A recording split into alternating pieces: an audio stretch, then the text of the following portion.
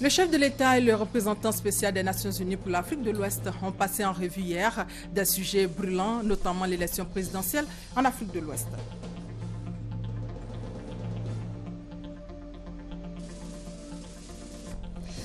Dans ce journal, nous allons faire un tour à Katiola où des braqueurs ont été arrêtés. Ils opéraient de jour comme de nuit avec des armes de guerre.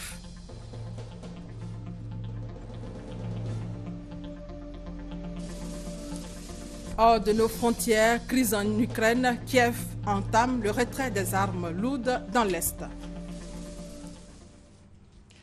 Bonjour à tous. Dans ce 13h, un invité, c'est M. Thierry Baudet. Il est le président de la Mutuelle Générale de l'Éducation nationale de France et premier vice-président de la Fédération nationale de la Mutualité française. Nous aurons le temps d'échanger avec lui tout à l'heure. Mais avant, disons que la lutte contre le terrorisme, surtout le cas de Boko Haram et l'élection présidentielle en Afrique de l'Ouest, était au centre de l'audience que le chef de l'État a accordée hier au représentant spécial du secrétaire général des Nations Unies pour l'Afrique de l'Ouest. La synthèse de cette audience avec Awa Touré. Le représentant spécial du secrétaire général des Nations Unies pour l'Afrique de l'Ouest, Dr Mohamed Ibn Chambas, est venu faire au président de la République Alassane Ouattara le point de la situation en Afrique de l'Ouest. L'occasion aussi pour le Dr Mohamed Ibn Chambas d'échanger avec le chef de l'État sur la menace que constitue la secte Boko Haram pour la sous-région ouest-africaine et sur la stratégie à mettre en œuvre afin de lutter efficacement contre ce groupe islamiste armé. C'est d'ailleurs un grand honneur pour moi d'être reçu par le président de la République et j'ai pris avantage de cette opportunité de faire un compte rendu, un briefing pour le président sur la situation en Afrique de l'Ouest en tant que représentant du secrétaire général des Nations Unies pour l'Afrique de l'Ouest. J'ai également abordé les questions de Boko Haram qui nous menacent aujourd'hui en Afrique de l'Ouest, même aussi en Afrique centrale. Et ça a devenu un grand problème avec les terroristes et il faut une approche forte, une approche conjointe et bien coordonnée. J'ai également fait un briefing pour le président concernant les tenues des élections en Afrique de l'Ouest cette année, en commençant par le Nigeria, ici même en Côte d'Ivoire, au Togo, également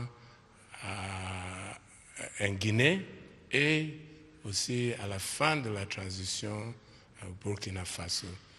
Les Nations Unies sont engagées de travailler avec tous ces pays pour assurer des élections inclusives et crédibles. Le président de la République a aussi échangé avec le président du groupe Sea Invest, Gérard Longuet, sur la réalisation de ce groupe en Côte d'Ivoire et les projets à venir. Sea Invest qui prévoit investir plus de 335 millions d'euros en Côte d'Ivoire, intervient dans les opérations portuaires notamment dans le domaine des vracs et du général cargo, avec la manutention de fruits et légumes, le stockage, le transport et la logistique pétrolière. En bref, le chef de l'État inaugure la station de traitement d'eau de Bonois le lundi 2 mars prochain. Le président qui sera ensuite dans le Bassa-Sandra, San Pedro, Boclé et la région de Nawa à partir du mercredi 4 mars. Une visite d'État très attendue par les populations. La primature où le ministre des Affaires étrangères marocain a été reçu hier par le Premier ministre Daniel Kablan-Duncan. Au menu des échanges, le point de l'évolution des accords, des projets réalisés dans le cadre de la coopération ivoiro-marocaine. Sidonie Davila-Waka pour plus de détails. Le Maroc et la Côte d'Ivoire dans un nouveau partenariat sud-sud.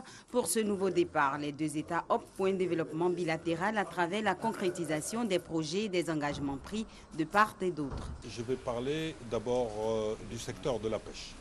Le projet de débarquement de Le Kodjiro va être initié au mois de mars.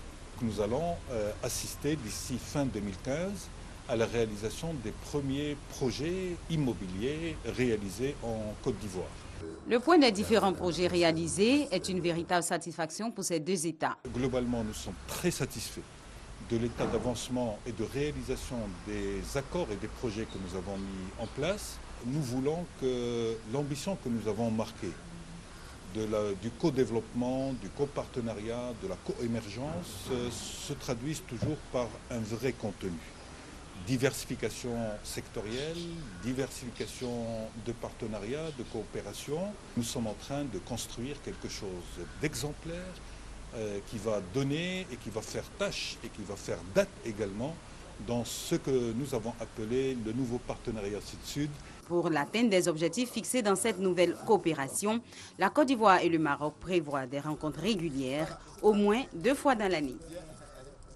Un mot de transport avec la Confédération des syndicats des conducteurs routiers de l'Afrique de l'Ouest qui a effectué une mission de sensibilisation sur le paysage à Azopé. Objectif, informer les usagers de la route sur l'enjeu du paysage qui va entrer en vigueur sur l'axe Abidjan-Abengourou début mars. Jean-Luc Bangbo pour plus de détails. Après l'installation du premier poste de paysage à Alokwakouté sur l'autoroute du Nord, ce sont les localités d'Aniama, Divo, Bonoa, Yamoussoukro et Wangolo qui recevront ces dispositifs routiers début mars. Selon Kone Vafi, président de la CSCRAO, Confédération des syndicats des conducteurs routiers de l'Afrique de l'Ouest, il appartient aux transporteurs de montrer leur maturité devant cet outil qui permet de préserver la qualité des routes afin de garantir une meilleure activité de transport en Côte d'Ivoire. À la fin du mois, les péages, les paysages commencent. Mais on a besoin de voir. D'abord, on a obtenu, vous ne serez pas seul là-bas. On a demandé au père que la CSCRAO soit présente. Ce que vous ne comprenez pas, il sera chargé de vous expliquer. C'est le message que Vafi Kone et sa délégation sont allés porter aux transporteurs d'Azopé.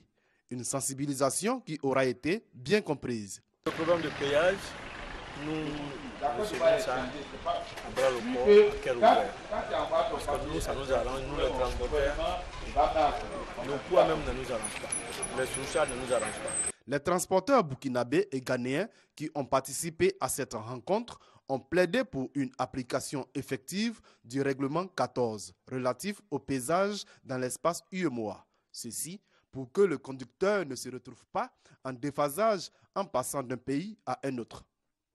Rappelons que l'amende du paysage en Côte d'Ivoire est de 11 000 francs CFA pour les véhicules inter-États et de 4 000 francs CFA pour les véhicules nationaux. À Boaké, le guichet unique automobile vient de renforcer ses capacités pour rapprocher ses services des populations de l'intérieur du pays afin d'être plus efficace. Le guichet unique automobile a acquis et aménagé un nouveau site. Ce site vient d'être officiellement inauguré. Reportage Ouattara Amadou, commentaire Kader Sogodogo.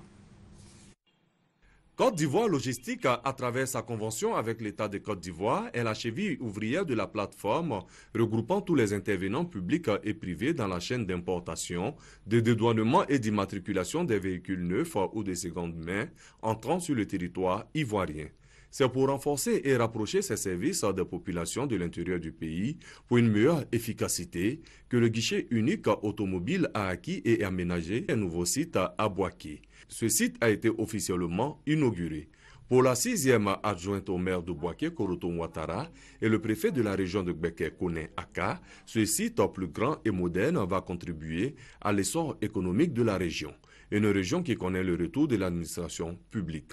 Tchagba Laurent, directeur général de Côte d'Ivoire Logistique, a exhorté la population à fréquenter ce nouveau site avant de rassurer l'assistance sur le professionnalisme de ces services qui prennent en compte la sécurisation des recettes douanières et fiscales de l'État, la réduction significative de la durée de la procédure de dédouanement et d'immatriculation des véhicules. Avec ce nouveau site, nous avons donc un parc où dorénavant, nous allons parquer tous les véhicules qui vont revenir des différentes frontières, pratiquement de la frontière nord.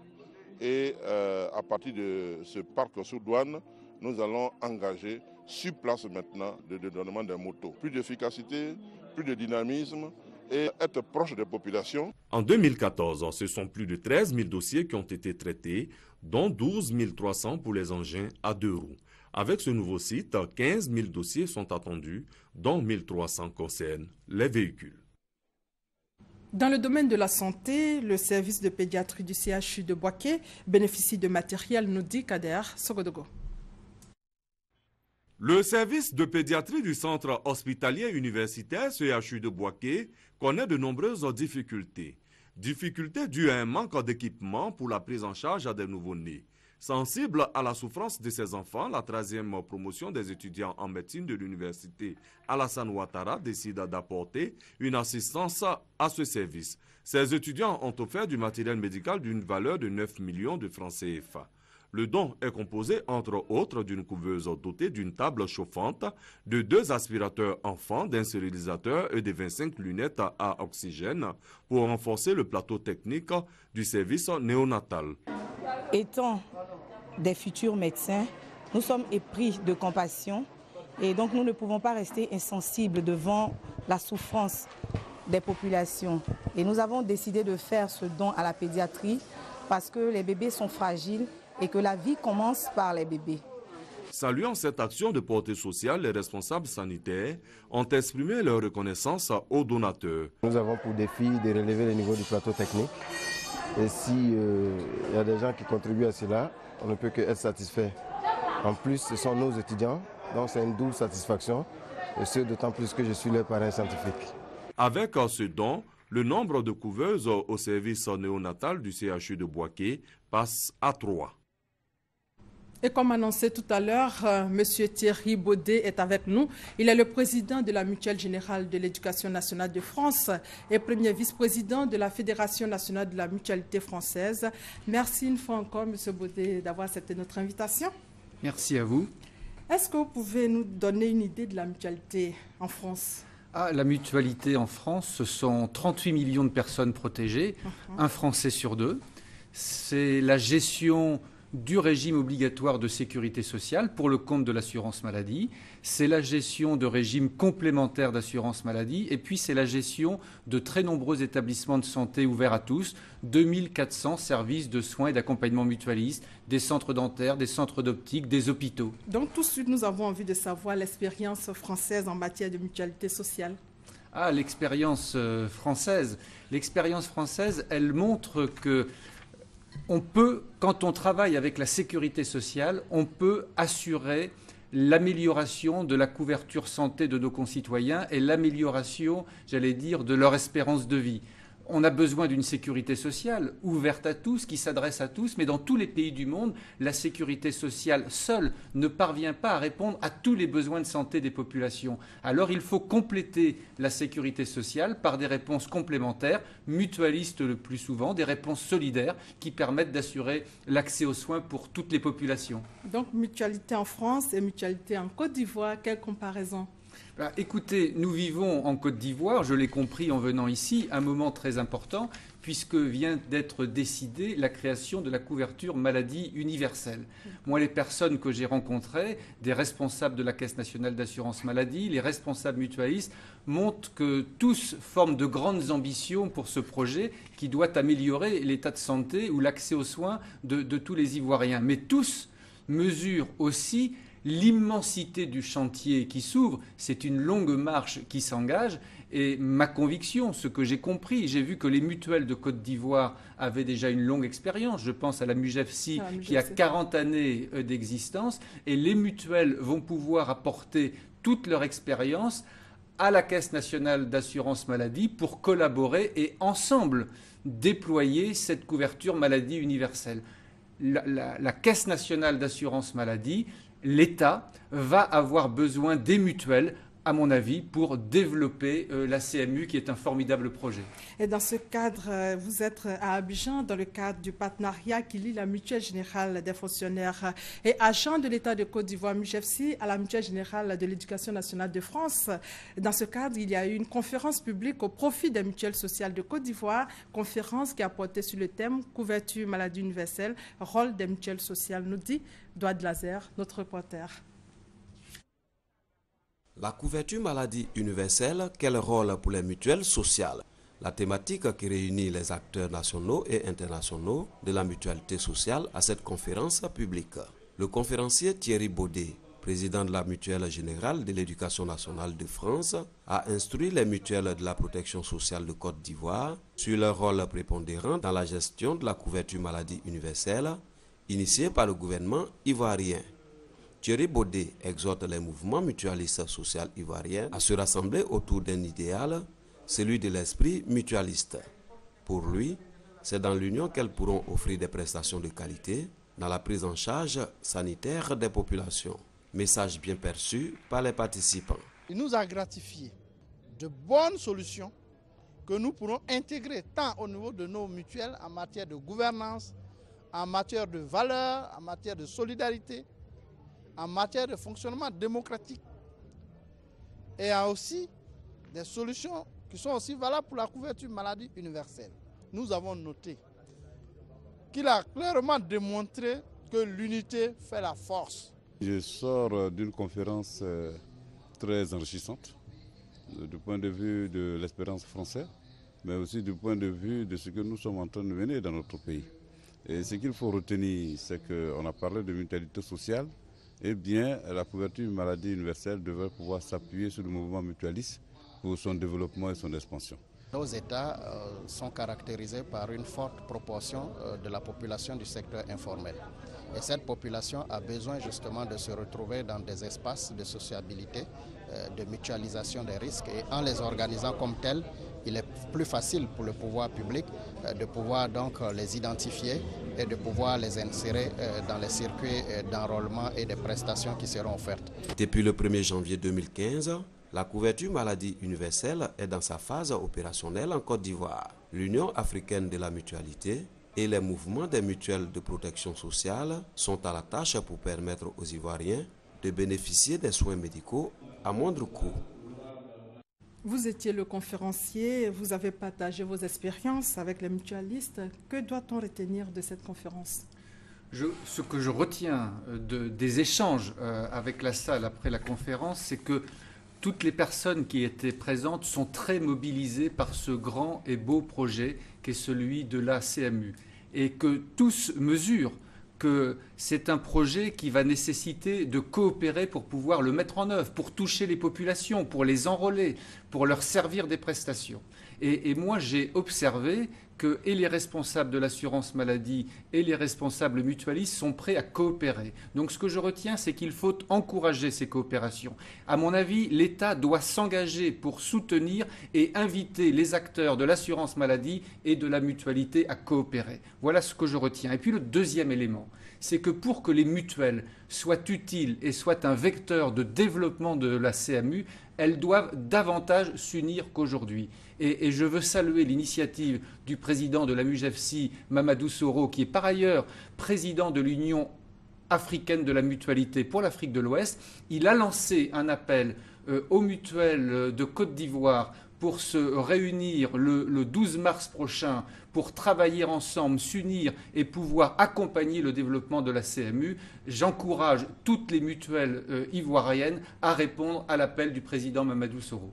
À vous entendre, l'on retient que la CMU doit s'appuyer sur la MUGEFSI pour avancer, comme cela se fait en France. Oui, comme cela se fait en France, parce que les mutuelles existaient, si on prend l'exemple de la MUGEFSI, les mutuelles existaient avant même la création de la CMU. En France, c'était la même chose. Les mutuelles existaient avant la création de la sécurité sociale.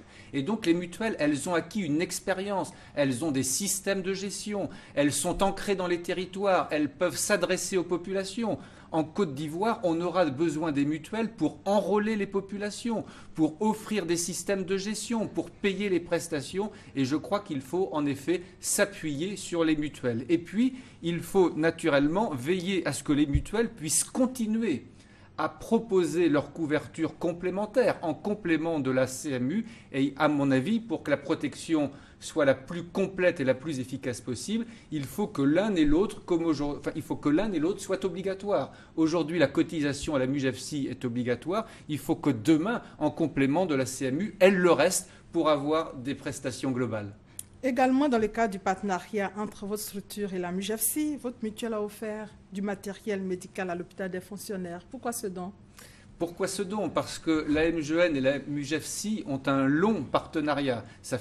Nous avons nous-mêmes des centres de santé, comme le service mutualiste des fonctionnaires. Voilà. Et donc les médecins de nos établissements se rencontraient déjà, travaillaient ensemble, et nous avons pensé que nous pouvions aider le SMF a encore progressé dans son offre de soins. Plus de 300 personnes accueillies par jour, ici à Abidjan. Une offre de soins de qualité, à des coûts maîtrisés. C'était très important pour nous d'aider la MUJEFSI. Vous savez, la mutualité, elle avance toujours sur 2 pieds. Avec son premier pied, elle sert des prestations de santé. Et puis, avec le deuxième pas, elle offre des prestations de soins, bâtir des services de soins et d'accompagnement mutualistes, des centres de santé mutualistes, ça fait aussi partie des grands projets de la mutualité. Quel bilan faites-vous de votre séjour en Côte d'Ivoire? Moi, j'ai été frappé de constater le dynamisme économique de ce pays qui redémarre fortement, on le sent, et il faut, je crois, s'appuyer sur ce dynamisme économique pour conduire des grandes réformes sociales qui vont contribuer à améliorer le bien-être des populations. La CMU est un grand projet, il y a beaucoup d'éléments favorables. J'encourage les Ivoiriens et j'encourage mes amis mutualistes à participer pleinement à la réussite de ce projet. Merci M. Baudet d'être venu sur notre plateau. Je rappelle que vous êtes le président de la Mutuelle Générale de l'Éducation nationale de France et premier vice-président de la Fédération nationale de la mutualité française. Bon retour chez vous. Merci à vous. Poursuivons ce journal avec l'actualité politique. La crise consécutive à l'appel de Daoukro continue de secouer le PDCI et Siamara, Charles Konambani, Kablan Brou et Kakabé ont décidé de briller par leur absence au congrès extraordinaire du PDCI. Décision annoncée au cours d'une conférence conjointe, nous dit Thomas Guessambi. Pour la toute première fois, Essiamara, Charles Konambani, Kwadio Konambertin dit Kakabé et Kablan-Brou Jérôme, candidat déclaré à la candidature du PDCI RDA pour la présidentielle de 2015, décident de parler publiquement. C'est donc très vite que Kablan-Brou Jérôme s'adresse aux nombreux journalistes et autres invités venus à leur rencontre. Nous sommes candidats parce que nous appartenons à un parti politique. Ce parti s'appelle le PDCI RDA. C'est celui-là que nous a légué le père fondateur de la nation ivoirienne, il faut bien nommer le président Félix Houphouët-Boigny. Le PDCI, c'est ça. Le PDCI a géré ce pays pendant longtemps. Tout ce qui a été fait de beau, de grand, c'est le PDCI aujourd'hui. Aujourd'hui, je crois que ce qui est le plus important aujourd'hui, c'est faire en sorte que le PDCI retrouve les valeurs anciennes. Et aujourd'hui, dans le PDCI, il y a ce sentiment, le sentiment des gens responsables. Tous veulent aujourd'hui que le PDCI revienne au pouvoir. Tous les quatre ne se contrediront pas. Nous ne serons pas des candidats indépendants. Nous serons des candidats du PDCI RDA. Les candidats du Parti démocratique de Côte d'Ivoire, Rassemblement démocratique africain. Nous tenons tous les quatre, comme beaucoup de militants, à la vie et à la survie de leur renvoi le PDCI RDA. Sur le point relatif au congrès extraordinaire du parti d'Houphouët-Boigny, les quatre décident de ne pas y aller et pour finir, ils donnent rendez-vous à la presse, tout comme à la communauté nationale et internationale dans les prochains jours pour une convention au cours de laquelle ils donneront les grandes lignes de leurs ambitions. Mais le porte-parole du comité d'organisation de ce congrès extraordinaire du PDCI, lui, rassure. Kobena Kwasi Adjoumani invite les congressistes à la mobilisation.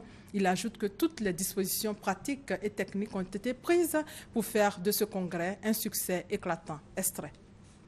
En vue de rassembler tous les militants autour de l'appel de Daoukro, le président du parti, son Excellence Henri Konan Bédié, a mis en place un comité de médiation chargé de convaincre les opposants à l'appel communément appelé les irréductibles. Ce comité après un travail acharné, a rendu compte au président du parti des résultats de sa médiation. Ce que l'on peut retenir, c'est que ceux qui s'opposent bien sûr à l'appel de Daoukou ont décidé de maintenir leur position. Cependant, aucune des personnalités en question n'a émis le souhait de démissionner du parti, ce que le président du parti a d'ailleurs salué. Le président du parti a aussi chargé le comité de médiation de les inviter à venir participer au congrès. Il a indiqué que toutes les dispositions seront prises pour assurer leur sécurité. De même, le président du parti a instruit le comité de médiation à poursuivre son travail de sorte que les portes du dialogue restent toujours ouvertes. Ajoutons que c'est demain samedi que ce congrès extraordinaire du PDCI aura lieu au Palais des Sports de Trècheville pour entériner les résultats des pré-congrès éclatés relatifs à l'appel de Daoukou. Avant justement ce congrès extraordinaire, le Grand Nord PDCI RDA a décidé de parler d'une seule voix, c'est-à-dire soutenir l'appel de Daoukou pour la paix et la stabilité en Côte d'Ivoire. Le reportage de Brahima Doumbia. Rencontre d'échange et d'orientation autour du thème « Le Grand Nord PDCI RDA face aux défis des échéances électorales de 2015 », la coordination des délégués élus et cadres du Grand Nord, CODEN PDCI RDA, a choisi la ville de Katiola dans la région du Hambol pour parler d'une seule voix, soutenir l'appel de Daoukou. Il y avait plus de 2000 militants au centre culturel de Katiola. Et comme nous l'avons souligné, tout le Grand Nord adhère à l'appel de Daoukou. L'ancien secrétaire général du PDCI RDA, invité spécial de cette rencontre, est venu apporter sa contribution à travers une conférence sur le cadre et la portée du pacte sacré entre le président Félix Houphouët-Boigny et le patriarche Peleforo Gon Coulibaly. Je suis un des cadres douaniers du Grand Nord. J'ai été invité par les organisateurs de cette grande rencontre. Je ne me sens pas étranger parmi mes frères. Je crois qu'il est bon que les Ivoiriens sachent que quelle que soit l'origine de sa région, on peut choisir un côté ou un autre et rester frère avec les autres. Ils m'ont invité à témoigner sur un fait historique qui est le pacte entre le patriarche Gon Coulibaly et Houphouët-Boigny, un pacte qui a été décisif pour l'élection du président Houphouët-Boigny comme député pour la première fois en 1945, et il me fallait leur donner ces informations. 12 militants ont été décorés dans l'ordre du Bélier dans une ambiance de fête. Toujours à Katiola, des coupeurs de route mis aux arrêts par la brigade de gendarmerie. Ils opéraient de nuit comme de jour comme de nuit avec des armes de guerre. Le récit de leur arrestation avec Ouattara, Amadou et Kader Sogodogo dans nos prochaines éditions. Hors de nos frontières, pour terminer, dans l'est de l'Ukraine, le cessez-le-feu semble toujours tenir. Kiev a commencé à retirer ses armes lourdes du front. Les forces loyalistes et séparatistes ont 2 semaines, selon l'accord trouvé le 12 février, pour retirer troupes et armes. Ainsi s'achève ce journal. Merci de votre fidélité.